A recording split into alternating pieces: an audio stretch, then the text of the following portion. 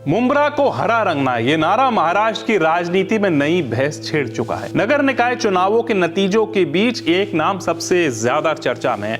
AIMIM की 22 साल की पार्षद सेहर शेख महाराष्ट्र के ठाणे म्यूनिसिपल कॉर्पोरेशन में ओवैसी की अगुवाई वाली AIMIM ने इस बार कई सीटों पर जीत दर्ज की है।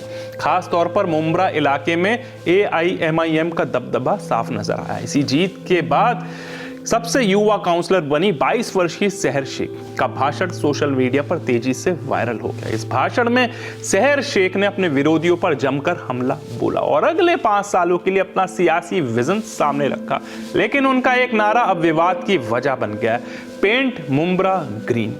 सेहर शेख ने मंच से कहा, हमारे विरोधियों को लगता था कि AIMIM को पूरी तरह नेस्तनाबूद कर देंगे, लेकिन हमने रणनीति, हिम्मत और ईमानदारी से चुनाव लड़ा और जीत हासिल की। उन्होंने खुद को शेर की बच्ची बताया और कहा कि उनके खिलाफ गिद्धों की पूरी फौज उतरी थी, लेकिन कोई भी उन्हें रोक नहीं सका। जीत के जश्न के दौरान शेख ने बड़ा दावा करते हुए कहा, अगले 5 सालों में मुंब्रा का हर उम्मीदवार AIMIM से होगा। मुंब्रा को पूरी तरह हरे रंग से रंगना है। यहाँ ग्रीन AIMIM के झंडे के रंग का प्रतीक है, लेकिन इसी नारे को लेकर अब राजनीतिक विवाद खड़ा हो गया है। सेहर ने यह भी कहा कि मुंब्रा की जनता ने पैसे, ताकत और साजिशों को नकार दिया और AIMIM के चुनाव चिन्ह पतंग पर भरोसा जताया। उन्होंने NCP शरद पवार गुट पर भी तंज कसा।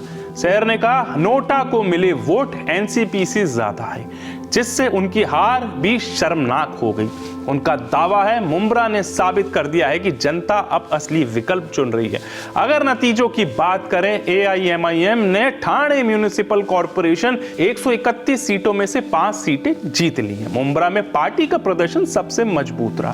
कांग्रेस का खाता तक नहीं खुला। शिवसेना UBT सिर्फ 1 सीट पर सिमट गई, जबकि AIMIM ने मुंब्रा के वार्ड 30 में 4 सीटों पर कब्जा कर लिया।